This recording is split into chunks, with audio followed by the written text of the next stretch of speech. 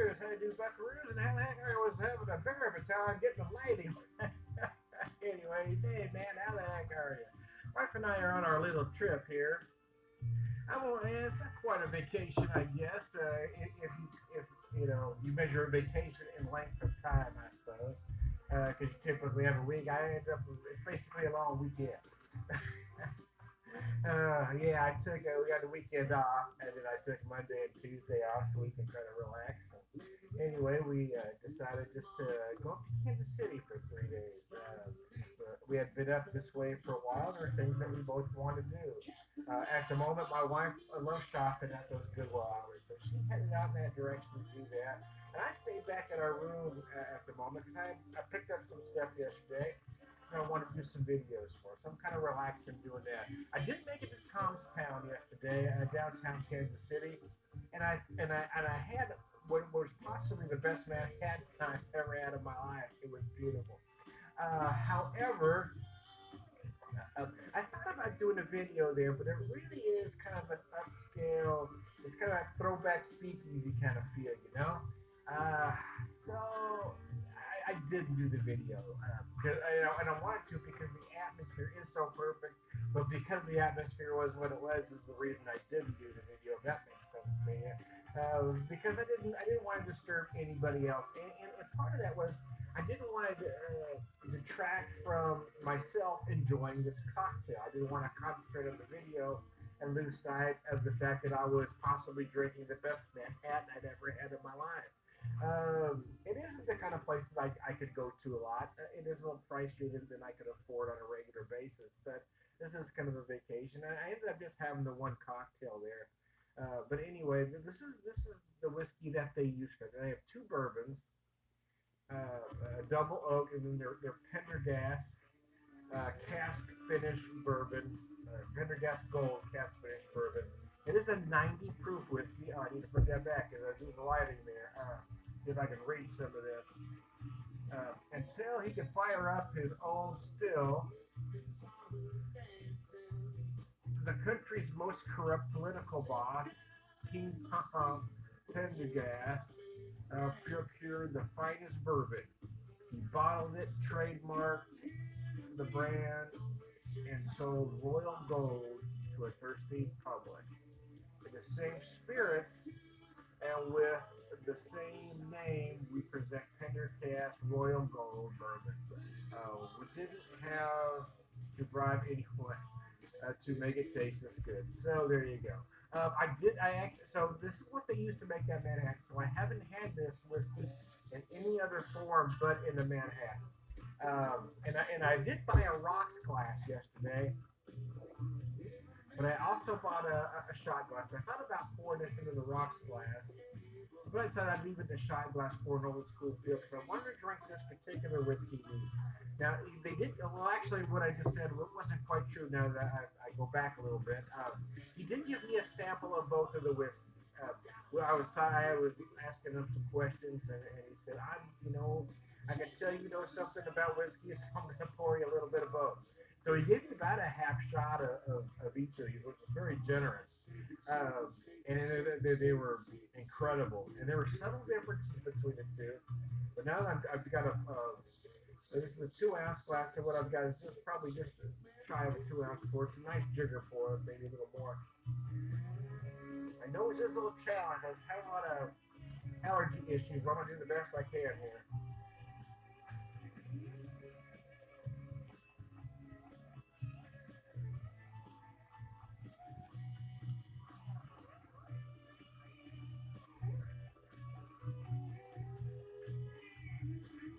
I noticed a lot of spice on those. A lot of spice. Feels like cinnamon. Maybe a touch of clove, actually, too. I feel some deep, rich toffee notes. Toffee more so than caramel.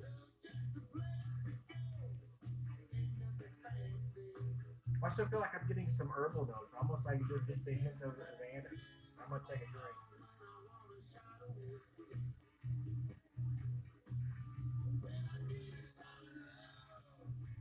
I call Miss Dixie. With the Beat Daddy's playing in the background, shake it, shake it, shake it, shake it, shake it, shake it, shake it, mix it.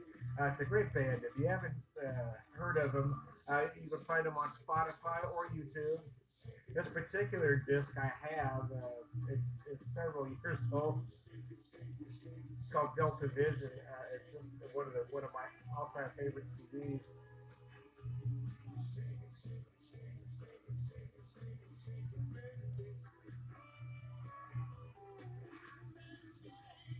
So what I noticed when I was having that Manhattan, I typically, if I like to make my own Manhattans, let me say that. And the only time I ever order them out anywhere is when I'm on vacation. Because they tend to run a little pricey for a guy like me. And also, most places, especially trendy places, tend to make them a little too sweet for me. And this one I noticed was very dry in the finish. So I asked him about it, and, I said, it's that bourbon, that oak that really makes this Manhattan finish dry. And he said, yes. However, they don't really use a lot of sweet vermouth, and a lot of places use a lot of sweet vermouth, and the Manhattan becomes too sweet. But it was brilliant. Oh gosh, it was. I mean, it might be the best Manhattan I've ever had in my life. It was freaking amazing. And the honest truth is, I planned on having two cocktails here, but I knew after I finished that one, because we still had a lot of day to go at that point. I said, man, I better not. So I just had one, and because we're kind of breaking up the day. There's stuff I want to do, stuff my wife wanted to do, and stuff we want to do together. So we're kind of breaking it up.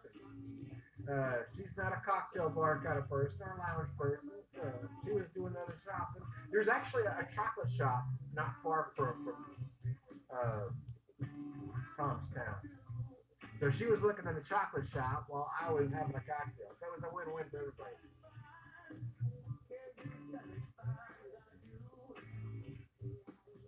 It's a very dry, oaky finish. A lot of spice. There's a lot of spice going on here. Again, I'm going to say cinnamon, maybe a hint of clove, maybe even just the slightest touch of cayenne. It's very spicy though. And it's not as sweet as you might expect either. There are some deep red coffee notes, but it never gets very sweet. They don't say exactly how long this is aged, and quite frankly, I just don't care. There was a time I was always fixated on the numbers, right? The proof, how long was it aged? What was it, And I think when you concentrate too much on that, you don't let yourself just enjoy the spirit. And that's what I've learned to do, is just enjoy it. I mean, I know folks that'll ask how much something costs before they'll try it, and they've already got their mind made up if they like it or not, depending on the price of the whiskey or the wine or even the beer in some cases. So I like to keep people guessing. I've done this at home with folks that think they know the price of things, and I've given them three, and in a lot of cases, they picked as their favorite the least expensive when they thought they were going to like the most expensive. So don't get hung up on age. Get hung up on flavor. If you enjoy it, you enjoy it. It doesn't matter what it costs. It doesn't matter how long it's aged if you enjoy it.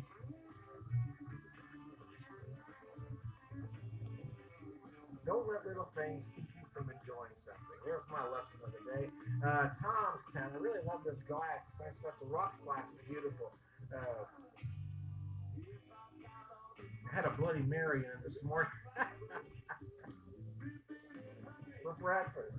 So we spent about 3 hours at a farmer's market yesterday. Really, I'm not kidding. Well, actually, that's not 100% true.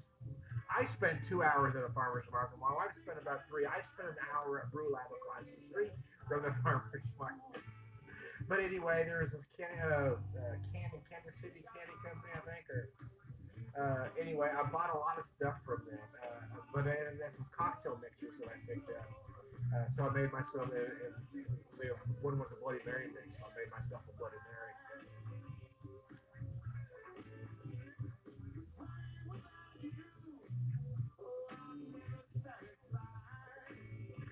This runs about, at Tomstown they were selling it for 52 a bottle. And I don't know if they're adding tax on top of that, to be honest with you. I would assume so, but I don't know that for a fact. And I saw it at a liquor store the day before I went to Tom's Town for 50 even. So I didn't buy this at Tom's Town, but I went to a different liquor store yesterday and I found it for 45. So let's just assume this runs between 45 to 50 a bottle. The other liquor, the double oak, I picked up.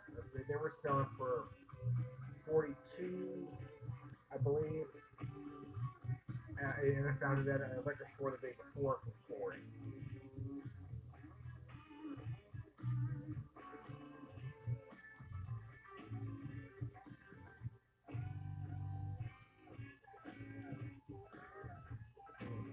I love the very clean, dry finish this has. I mean, if you notice, I mean, there's no, there's no whiskey fix. It is just a very pleasant drinking bourbon.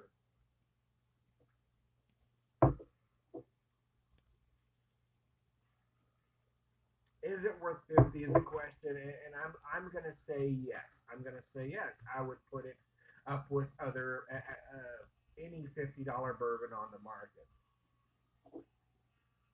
And in fact, I'm going to take that a step farther. I think it would compete with those in a slightly higher price point as well. Bourbon's a little different for me anyway than other liquors, especially if we're talking single malt Scotch or single malt Irish whiskey. Typically, the longer age, the better. It's not a foregone conclusion, but typically, bourbon isn't always that way, and sometimes price is more dependent on marketing than quality. So I've had some Rango playing now. Smokehouse, I believe, is a song. Anyway, sometimes I get distracted by my music. Uh, I lost where I was going now. But anyway,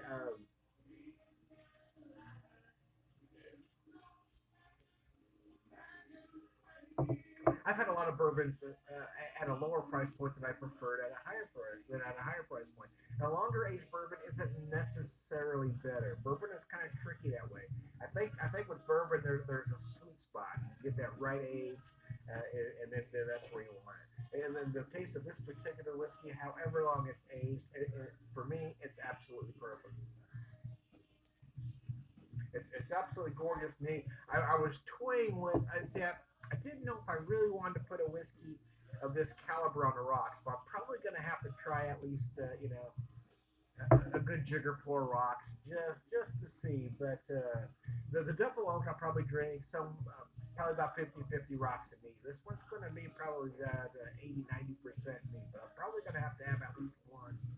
I am going to have to try to buy some Luxardo cherries and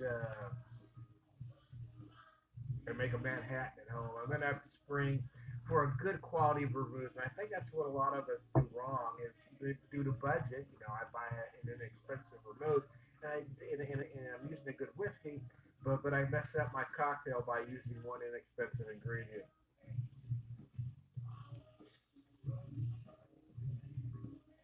Trendy cocktails are big right now, and I looked at the menu there, the cocktail menu, and everything on the menu. And it appeared that it was going to be. There was always one ingredient in every cocktail. And I went, oh man. So I asked him. I said, and it wasn't on the menu. I said, can you just? I said, it's not on the menu, but I assume you can make me a Manhattan. He said, yes. I went right to it. Brought me again, arguably the best Manhattan I'd ever had in my lifetime. They had another version of a Manhattan called a Harry and Tom, and I almost tried that because I really wanted to, but I knew I didn't need a second cocktail, and I knew I was buying two glasses, so I added that up. So I'm going to buy the glasses and only have one cocktail. Anyway, I bought one bottle of this, one bottle of that, and I'll probably hit a liquor store going out of town tomorrow. So I may just have to spring and buy a second bottle of each. Because sometimes not sometimes, but typically I like to buy just a variety of things. Then I finish off what I have and say, oh man, I wish I had more. In this particular case, since these are the two whiskeys that I really wanted and really enjoy, I may go ahead rather than buy something different, just buy another bottle of each because they are just amazing. So Anyway, cheers to what I typically like to do is do in one video do rocks and neat, but I've talked for about 15 minutes. Well, now 15 minutes plus here. It'll be 60 by the time I wrap it up. So I'm just going to do the neat version here because I talked a lot about my trip, and it is just an amazingly enjoyable whiskey. If you get a chance to visit Tom's Town in Kansas City, you really need to, especially if you're, if you like to, if you're a fan of nostalgia, let's say that, or you like a classic cocktail lounge feel or speakeasy kind of feel. This is the place. Got a soft jazz in the background. And this kid, Jonathan, that was bartending yesterday, was one of the best bartenders I've ever seen in my life because he was both efficient and friendly. And that's a tough combination to come by these days. Guys are either one way or the other. I am Tom the Whiskey Whisperer, whiskey evangelist, prolific whiskey drinker, for rare wisdom, and all around good guy. Cheers. Yeah, that's good.